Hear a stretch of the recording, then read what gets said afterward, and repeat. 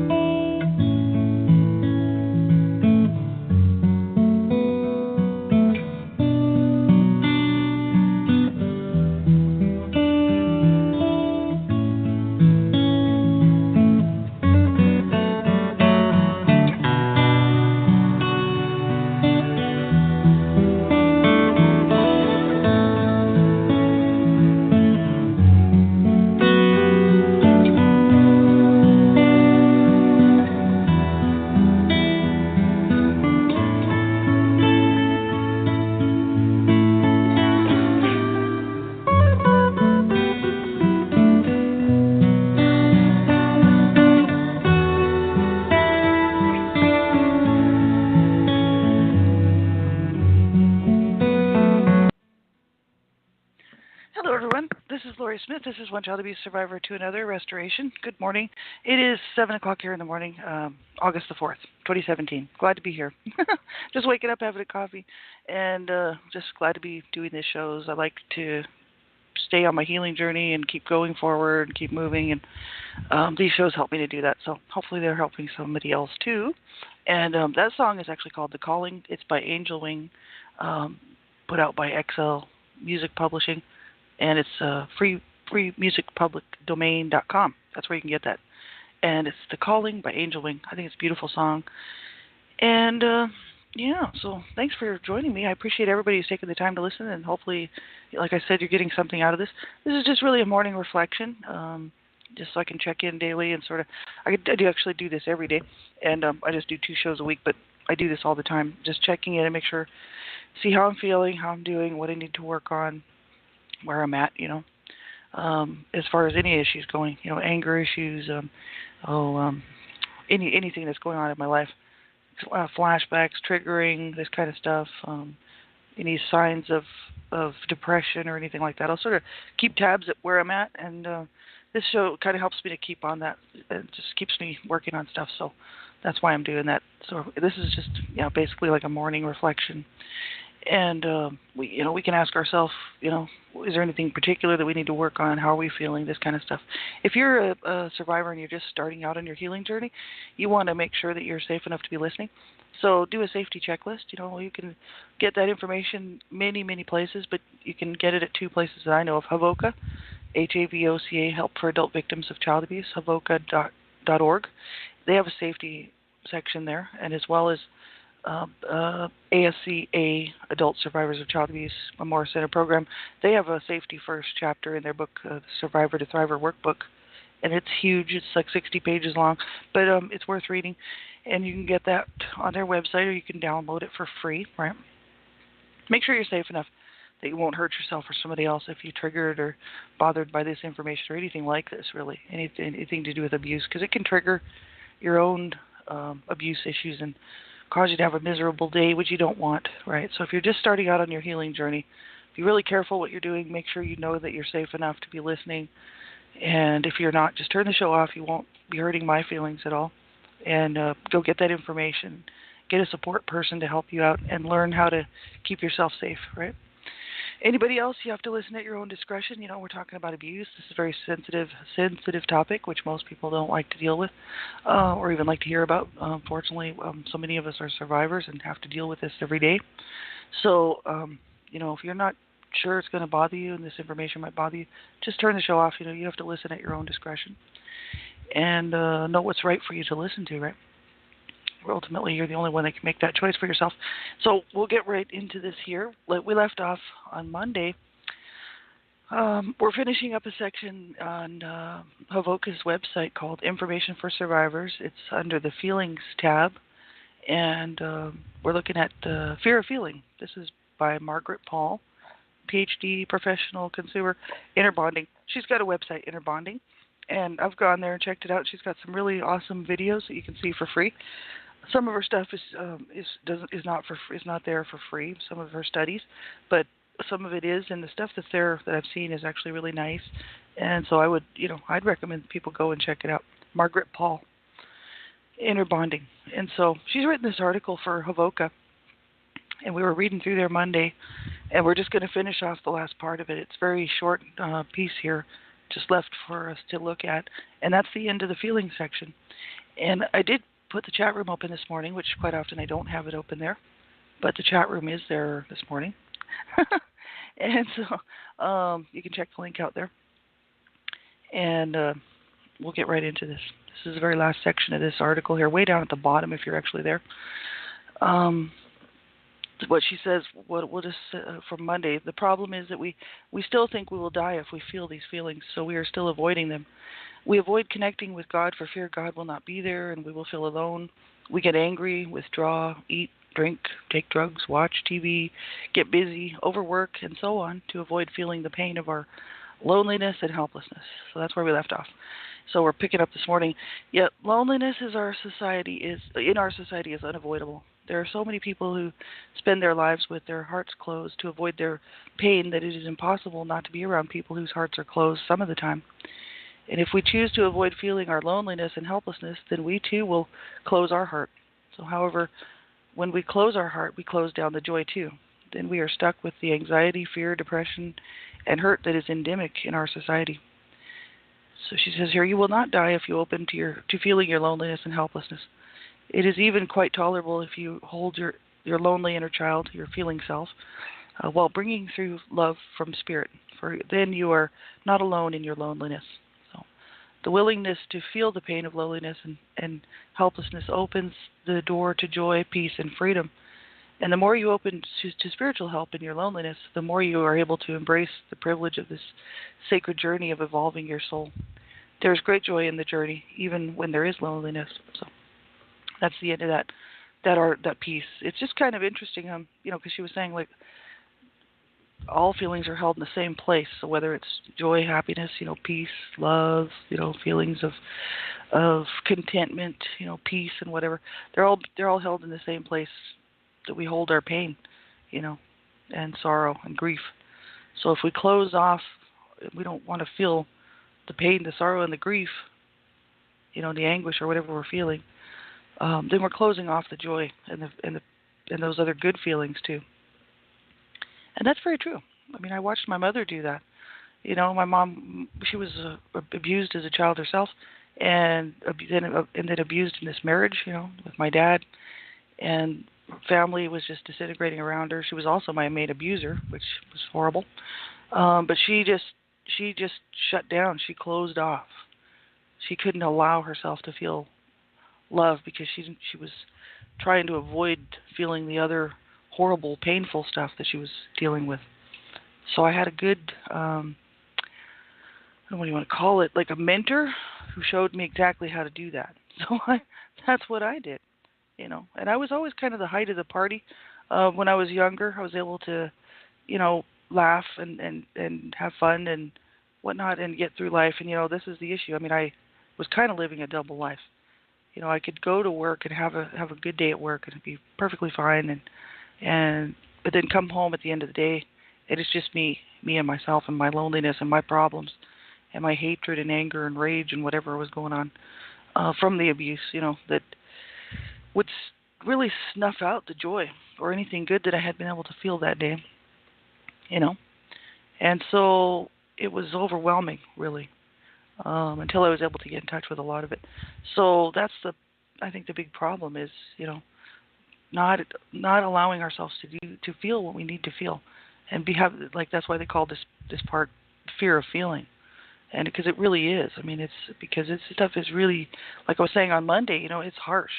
This is so incredibly painful. This is not something that needs a Band-Aid. This is something that needs major surgery. This is life.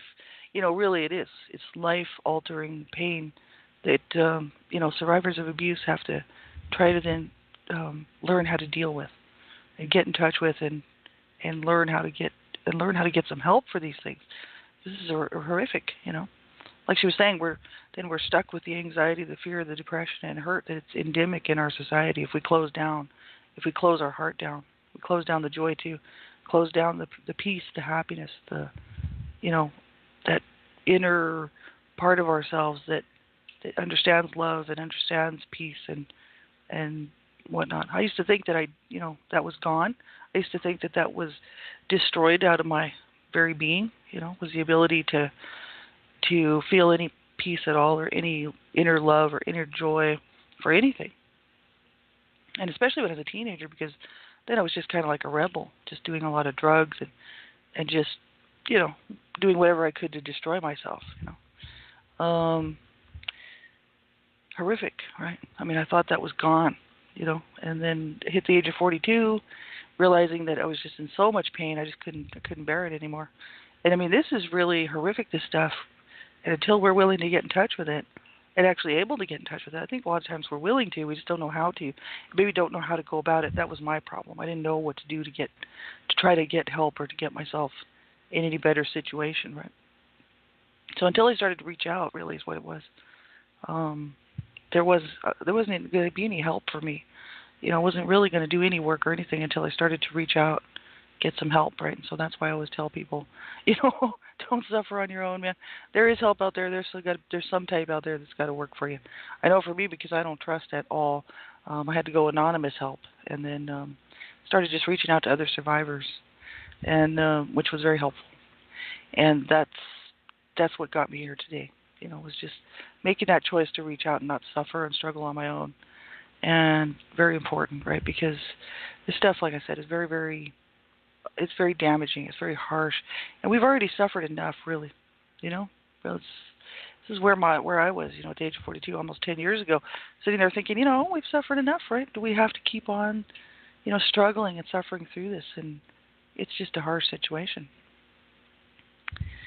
And so that's the end of that particular article. And next up on Monday, we're going to look at anger. That's the next section I want to look at. It's on Havoca as well, HAVOCA. Help for Adult Victims of Child Abuse. Information for Survivors tab. You can find it there. It's anger. It's a huge section. Lots of good info, and we'll take a look at that. I've done a lot of looking in at anger from angerresources.com or all kinds of good from Dave Decker and Michael, I forget what his name is. No, I know one guy's name is Dave Decker anyway, and angerresources.com. That's a really great website. That helped me out a lot, getting in touch with what I was dealing with my anger issues, my rage issues and stuff. But I want to look at this particular section here from Havoca. We'll start that on Monday.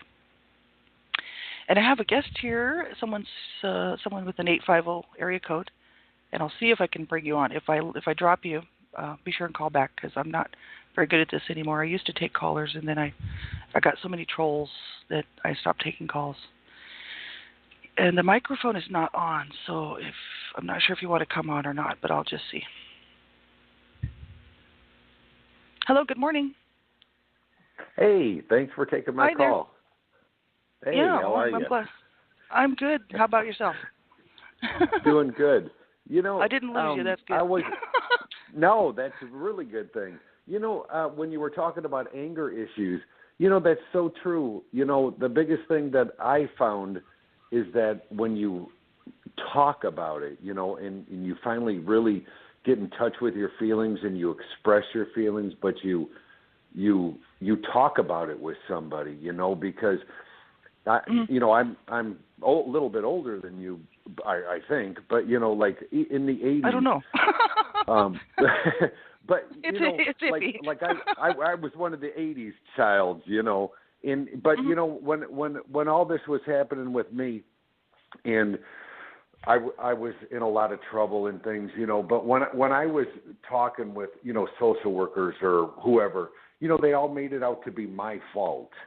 When you would tell somebody what was going on at home, they all said, "Well, what are you doing wrong?" And I'm like, "What am I doing wrong?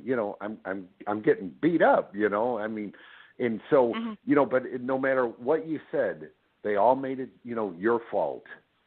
Right. And so there was always, you know what I mean? But today, people have so many resources at their fingertips, I mean, whether it's the internet or, you know what I mean? So, and if they don't take advantage of these resources, that there's so many people willing to help. And today, they've made so many advances, so much farther than they did years ago. And for sure. Oh, yeah. And so, Definitely. and so there's so many people that have come so much farther ahead. And so the thing is that even myself, I spent so many years like in distrust of people because, after being told, you're the guy who's been, not causing this, but like, what I'm saying, like, well, what did you do wrong? And I tried to say, I didn't do anything. What do you do? When you try to explain, you've been hit, kicked, slapped, bats, belts, boots, thrown downstairs, and they just look at you like, huh? Yeah. So I think that's sad, but that's accurate, And I still see I see hints of it even now with certain things that I'll be looking at to not even just for this show, but for my own healing journey. And I'll see where they've tried to almost put the blame on the actual abuse victim. And that's actually really wrong. Because abuse is not anybody. Abuse is a choice, and the abusers choose to abuse. You couldn't do anything wrong enough to deserve that. There is no excuse for abuse. And this is the problem, I think, of society, really. Gather a group of 200 people and just see where they're at. You know what I mean? Is abuse the child's fault or is it the abuser's fault? I've had people tell me, you must have been a bad kid to be treated like that. You must have just been really bad. And I was like, I didn't do anything to deserve that. You know what I mean? Yeah. Like you couldn't do something wrong enough as a child. How could you, it doesn't, even if I had done something wrong and I really did something really bad, you still would not do that to your child. You would not beat, batter, torture, and try to kill your child for something as stupid as a derogatory comment or something. You just would not do that. So this is why abuse is a real problem. Society still has a problem with it. And they want to blame the victim, and that victim blaming is really a shame.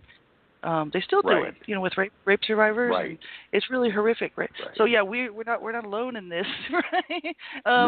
Society wants to make Even us out today, to be the ones, Right. Yeah. Abuse is one of those words you don't talk about. It's kind of like taboo, And when people talk about it, that everybody loves to change the subject. And I don't understand why that is, because it's something that needs to be addressed about and something that needs to be talked about because even today, and this is years later, but there's still things that trigger me, but the thing that I kind of still shake my head about is, in our home, I grew up in the south side of Chicago, and we used to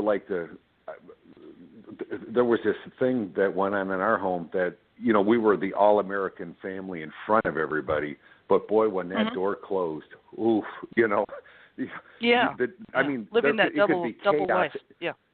Exactly. And I mean, there could be dishes flying in, midair, but boy, if that phone rang or that doorbell rang, that dish could stop in the middle of the air. The door would open. Oh, good afternoon. Come meet my wonderful family, my wife and children, And, everybody knew their role because, boy, if you didn't play that role to a T, the belt would come out and, it was brutal. Yeah, we have a lot of similarities, I think, in our stories because that's how I grew up as well. My parents were well liked, well received by their neighbors. Even though we had, even though they were brought up on abuse charges, everybody knew that. But it was like they still liked my parents. Yeah. My parents had a lot of support, and we played this game of being a perfectly fine, normal family, to the world. And then at home, with behind closed doors, that's what's wrong with abuse. It's hidden away most of the time, especially with children. And this is the sad part is, it's you're forced to live this life where then, okay, when we go to so and so's house, everything's fine. Put a smile on your face, and everything's cool. And this is what we do here. And then when we go home, it's just more abuse. It's so you're basically living a double life. Like it's real trippy. But this is what I've talked to many survivors who've come through that, and they said, yeah, exactly. I mean, it's living this two different lives. It's very bizarre. But that's just why so many people don't get help, right? Because the issue is you're just trained and this is the way it is, and you're trained that you don't get help. This is our life here at home, and you're just going to deal with this, and it's like, this is a real problem for people. Very much manipulative and secretive, manipulative type stuff. Horrific. Yeah, Right. absolutely. Right. And then mine went on way into my, late 20s, early 30s. And, but I think when you grow up in it, and it's not a cop-out, but you don't know any better. And then when the light bulb finally came on for me, and this, I was already married at the time, and my wife kind of, opened my eyes to it, and I kind of took a step back and went, wow, this isn't right. This isn't right, because when I opened my mouth for the very first time, I shouldn't even say this to you, but my wife, when I finally talked to her, and she said, "Oh my God, who did I marry?" Because right, when I finally talked to her and said everything, she didn't even know what to say, And right. then, but as I talked to her, and I really opened up about everything, and she was the one who said to me, "This isn't right. This is not right." She said, "Mike, you've got to stand up against the, because even in my late 20s and that, they were still domineering. They were still that having that thumb over you, and controlling. Oh yeah, that role never changes. That role never changes. No, it doesn't. No. They're not going to change. So, it doesn't matter how old no, they get. No. It doesn't matter how old you get. No. They're just who they are. And right? so, yeah. Right. And so what I ended up doing is, because at that point we had children, and it got so bad that they were even threatening the kids and things like that. And so I ended up going no contact with them, and which was for me the best thing. But then what happened with me is after I went no contact is when I really fell apart, because then it gave me enough time away that I could reflect on everything that happened. And then when it finally hit me like a wrecking ball, because I was like, oh, my God, I've been played my whole life. Yeah. That's terrible. Yeah. And then that is when the anger, the foolishness, came. Then the anger came, because then it just, you know what I mean? You had that V8 moment where you went, oh, my God, she's right. Yeah. I've been totally used, screwed, manipulated. And, it's a bad, bad feeling. Absolutely. Yes. And especially because it is coming from those people, whoever they were, our parents or whoever was raising us, that were supposed to love us and take care of us. It's the total, to me, it's the total, I had a word for it a while back. I actually wrote it in one of my poems, but I can't think of it now. It's just the total letdown of knowing that that how could they do that to you? How could they do that? That's the you wouldn't even expect that. About it. Oh yeah, and think that it's perfectly that's just the way it should have been, and you deserve that, or I deserve that. That's the way I should have been treated, right? And then to have the family back it up. Family members actually say, well, yeah, that's the way you did deserve to be treated. And I'm like, oh, my God, how could you? The ultimate betrayal. That's what it is. I wrote a poem called The Ultimate Betrayal. That's what it is. It's the ultimate betrayal of a child's heart, then becoming an adult, and you realize that you've just been totally played and totally betrayed by the very people that were supposed to take care of you and love you. And I think that's where the rage comes, because I know that inner rage, boy, and anger and hatred and that stuff. Yeah, like you, I hit sort of a rock bottom point, 42 years old, and it's after I was totally away from my family, and I was just, this stuff just hit me like a wave and just rolled me over, and I thought, this is it, man. I can't take any more. I can't. I had to start reaching out. Horrific. Oh yeah. And this is, and there's people that would sit back who knew us and knew the family situation and think it's perfectly okay. And did nothing. Nothing. That's the thing too. Neighbors could see the bruises. They could see the ripped clothes. I was the guy at like 11 years old hopping out of the window, running away. With 3 feet of snow, living in cars and living under viaducts and things like that. Nobody ever helped. Nobody said a word. Everybody was kind of like, You know what I mean? Yeah. And so, do their own thing. Don't worry about him. Yeah, you know. And yeah, then, that's and terrible. then now, Oh, you know, here we are, you know, the same people, and not thankful. What I mean is, I'm thankful I'm away from it, because fast forward now, you know, 20-something years later, you know, my parents are divorced. The rest of the family now, I have brothers who are really bad alcoholics on drugs, you know, divorce themselves, you know, abusing their wives and children. You know what I mean? So in one way, you know, I took a completely right-hand turn, and I took the left and they took the right, whatever, but we went two different ways. Yeah. And so, you know, sometimes I scratch my head and go, oh my God, I was the black sheep of the family, and I'm the only one who ended up somewhat sane, you know? Yeah. But it was something, because you guys always made fun of me, you know, and I don't know if you ever had that, but, you know, I was the butt of everybody's joke, you know? Oh, yeah, for sure. Me too. Oh, absolutely. There's got to be one in every family. Yeah. Sometimes two, but there's usually one. Mm-hmm. Oh, yeah. And it's a harsh situation to come from. So good for you, and I'm glad that you made the right turn. I'm glad that you did go the right way. You know, because we could have easily let this destroy us, just like you know, other people do. And this is where, you know, this is why I like to do these shows, because it's just to tell people, you know, don't let this stuff destroy you, man. This is not your fault. You know, we didn't deserve that, and we certainly don't deserve to pay for it later either. And we don't. You know, so then, okay, we got to make choices. We got to make the right choices, right? Because it's too easy just to walk away and say, you know, too easy just to say, oh, forget it, you know, I don't care, and get that hard attitude and, you know, ruin your life some more. It's like, no, don't do that, man. You've already been through enough. You know, get some help, geez. You know, or do something to help yourself out. Because that's what my brothers did as well. My brothers went the wrong way. I watched them. They were older than me, so I watched them as an example of what they did to their lives because of the abuse. And people just thought they were such losers. They were like, you know, who cares about your brothers? They're just losers. They're drug addicts. They're eating out of garbage cans. Like, they're homeless. Who cares about them? They're just losers. Even our own family would say this, right? And I'm like, these are my brothers, man. These are my bros. This is my flesh and blood. I know what they went through. I lived in the same house. I watched them be beaten. I know what they've been through.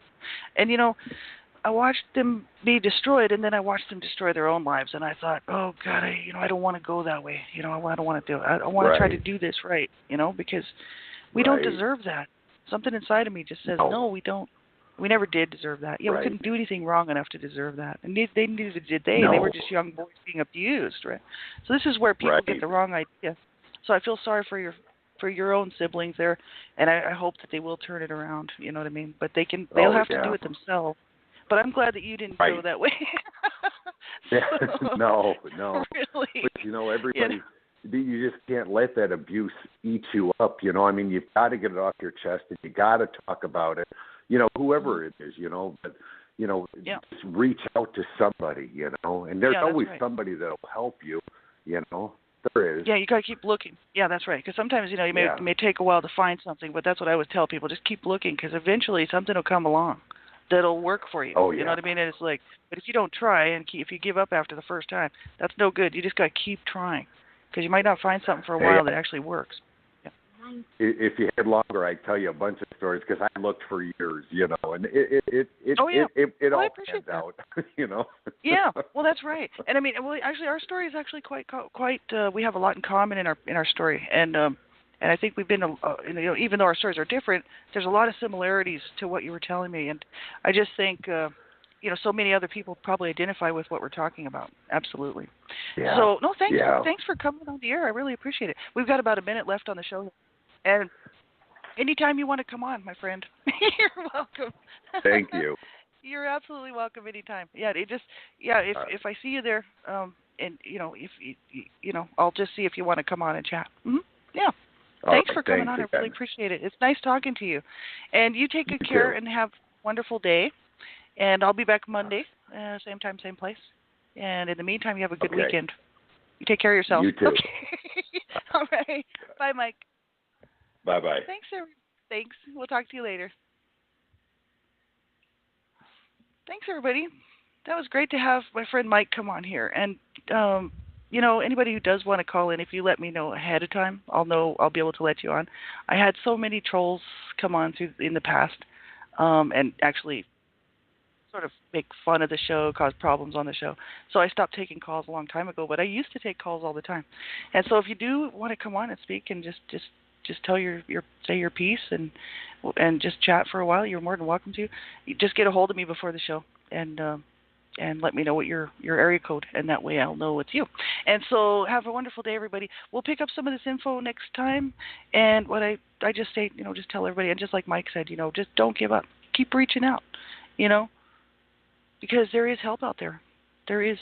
Sometimes people don't believe that because they've tried and they couldn't find anything. It didn't work. Nobody cares. It just seems like nobody cares. There are people out there that really do care. You have to keep looking. You have to keep reaching out. So for this weekend, I wish you a really wonderful weekend. Take really good care of yourself. If you need to, if you have to, you do whatever you have to, but you call a crisis line. You call somebody. You make that phone call. You stick it out, because you certainly did not deserve to be abused. Nobody does. And you deserve to get help just like everybody else does. But we have to be our own best advocate, right? So you have to make that call, and you have to make sure you stick it out. And then come and join me here on Monday. Have a wonderful weekend, everybody. Talk to you soon.